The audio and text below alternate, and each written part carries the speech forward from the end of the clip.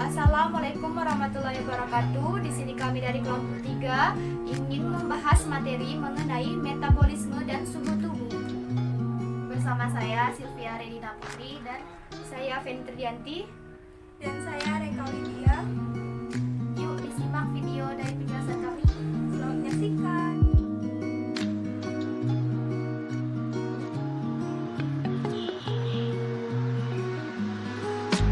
Pertama, pengertian metabolisme. Metabolisme adalah istilah yang mengacu pada perubahan-perubahan kimiawi yang terjadi di dalam tubuh untuk pelaksanaan berbagai fungsi vitalnya. Metabolisme adalah suatu proses kompleks perubahan makanan menjadi energi dan panas melalui proses kimia dan fisika, berupa proses pembentukan dan penguraian zat di dalam tubuh organisme untuk kelangsungan hidupnya.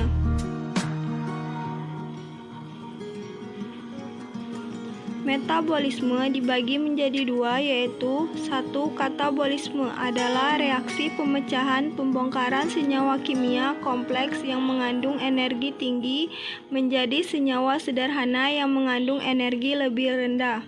Tujuan utama katabolisme adalah untuk membebaskan energi yang terkandung di dalam senyawa sumber.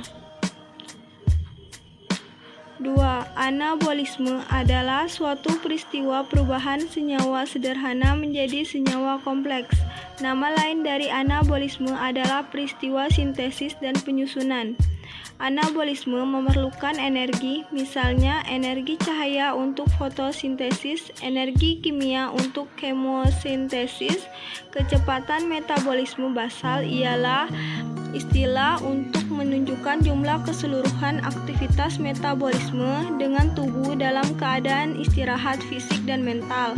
Dalam keadaan ini, diperlukan oksigen paling sedikit karena jaringan bekerja paling sedikit. Kecepatan metabolisme basal diukur pada orang yang sedang istirahat di tempat tidur, belum makan dan minum sewaktu malam, dan belum terganggu. Baik pemasukan oksigen maupun pengeluaran karbodioksida diukur. Faktor utama yang mempengaruhi kecepatan metabolisme mencakup ukuran tubuh, umur, seks, dan iklim yang mencakup derajat panas, jenis pakaian yang dipakai, dan jenis pekerjaan. Jelas bahwa kecepatan metabolisme tergantung dari kegiatan perseorangan.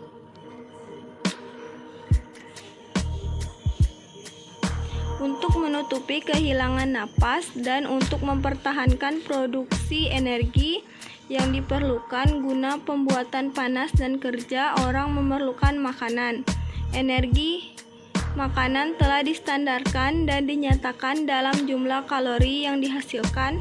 Protein 4=1 kalori setiap gram, lemak 9=3 kalori setiap gram, karbohidrat 4=1 kalori setiap gram.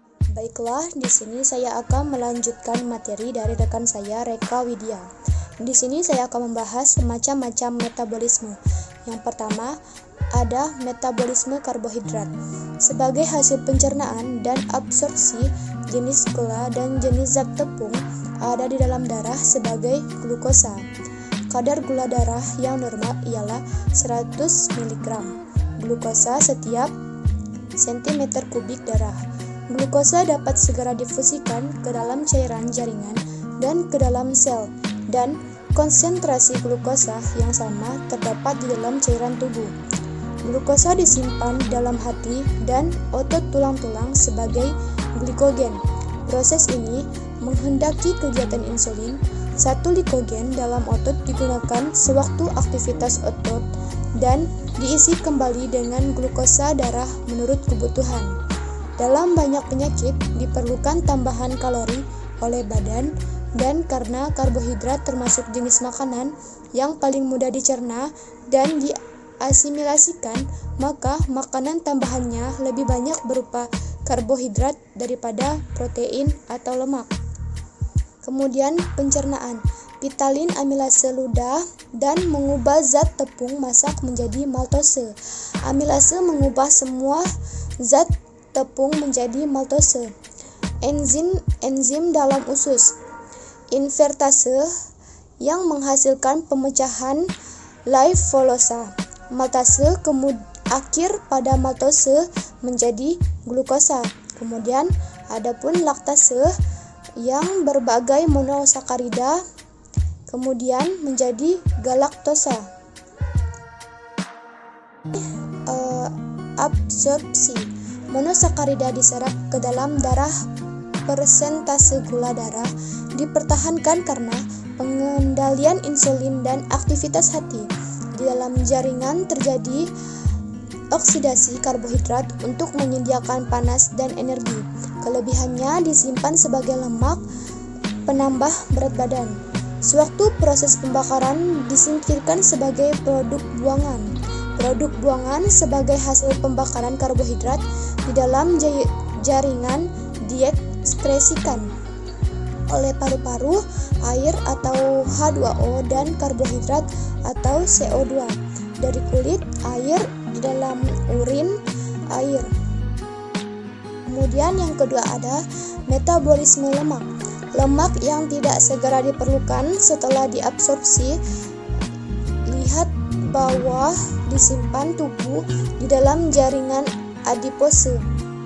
Bila diperlukan, maka akan dikeluarkan dari tempat penyimpanan itu dan di dalam hati diubah menjadi gliserol dan asam lemak, yaitu bentuk yang paling mudah dapat digunakan dalam tubuh.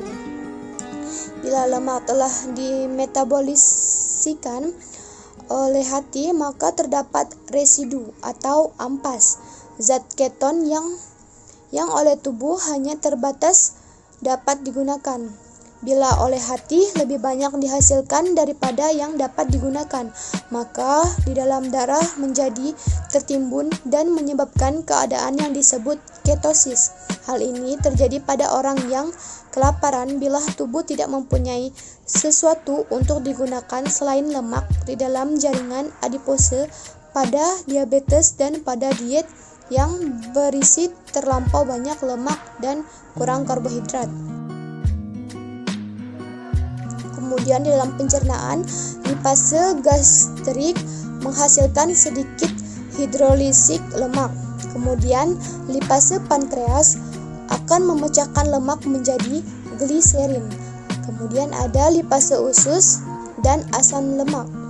Absorpsi gliserin dan asam lemak oleh lakteal yang disalurkan ke ductus thoracica dan masuk ke dalam aliran daerah. Di dalam darah, lemak diantar ke setiap sel tubuh. Produk buangan ini sebagai hasil pembakaran lemak di dalam jaringan diekskresikan menjadi di dalam oleh paru-paru, yaitu air dan karbohidrat. Oleh kulit dihasilkan air, diekskresikan air maksud saya. Kemudian oleh ginjal diekskresikan air. Kemudian yang ketiga ada metabolisme protein. Sejumlah besar asam amino dibentuk sebagai hasil pencernaan protein dan semua ini membentuk tempat penyimpanan pool asam amino. Tempat sel tubuh mengambil protein yang diperlukannya, sebesarnya hanya 9 jenis asam amino yang penting untuk pertumbuhan dan perbaikan jaringan tubuh. Baiklah, materi ini akan dilanjutkan oleh rekan saya, Sylvia Redina Putri. Selanjutnya, bila berisi kelebihan protein, maka kelebihan asam amino dipecah di dalam hati untuk mengeluarkan nitrogennya, dan yang ditinggalkan hanya karbon, hidrogen, dan oksigen yang dapat digunakan untuk produksi panas dan energi. Sebaliknya, bila protein yang masuk tidak mencukupi, seperti pada kelaparan, maka bukan saja disimpan karbohidrat dan lemak, tetapi dipakai habis juga pada kehilangan protein tubuh yang tampak pada mengurusnya otot. Sebuah contoh terlihat pada kwashiorkor, terutama terjadi bila di negara belum berkembang, bila protein sangat kurang di dalam diet. Selanjutnya, pencernaan yang terjadi di dalam lambung, yaitu terjadi pada enzim pepsin dengan HCl, yaitu asam klorida, mengubah protein menjadi pepton. Ada enzim renin, yaitu menghasilkan kasein menjadi kasionogen. Selanjutnya ada enzim pepsin, yang berfungsi dengan mengubah kasein menjadi pepton. Selanjutnya di dalam usus yaitu terdapat enzim tripsin, yaitu memecahkan protein dan pepton menjadi polipeptida. Lalu ada enzim repsin yang kemudian memecah polipeptida menjadi asam amino. Selanjutnya terjadi proses absorpsi. Di dalam darah, asam amino membawa nitrogen dan zat belerang ke setiap sel di dalam tubuh.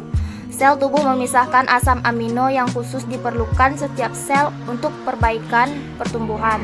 Hati memecah asam amino dan dari proses ini terbentuk urea seproduk buangan. Sebagai hasil metabolisme protein di dalam jaringan terdapat urea, asam urat, dan kreatinin. Bahan-bahan indeks sekresi di dalam urin. Protein tidak ditimbun di dalam tubuh, tetapi kelebihannya disekresikan terutama di dalam urin. Selanjutnya, cara mempertahankan suhu tubuh.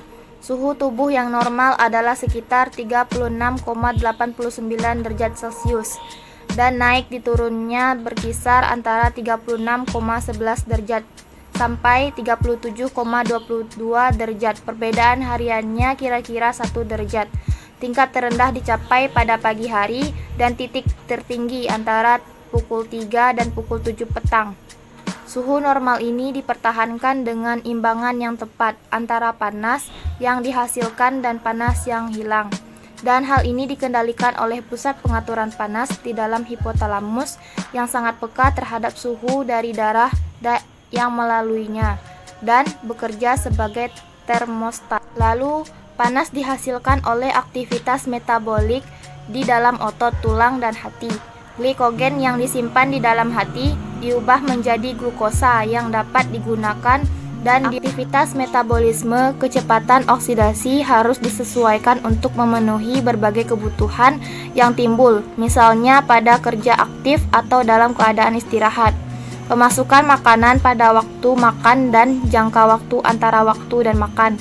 Reaksi pada emosi seseorang, suhu luar, pakaian yang dipakai, dan sebagainya. Selanjutnya, suhu tubuh. Suhu tubuh adalah keadaan seimbang antara produksi panas tubuh dan kehilangan dari panas tubuh. Baiklah, sekian presentasi dari kelompok kami. Sekian dari kami. Wassalamualaikum warahmatullahi wabarakatuh.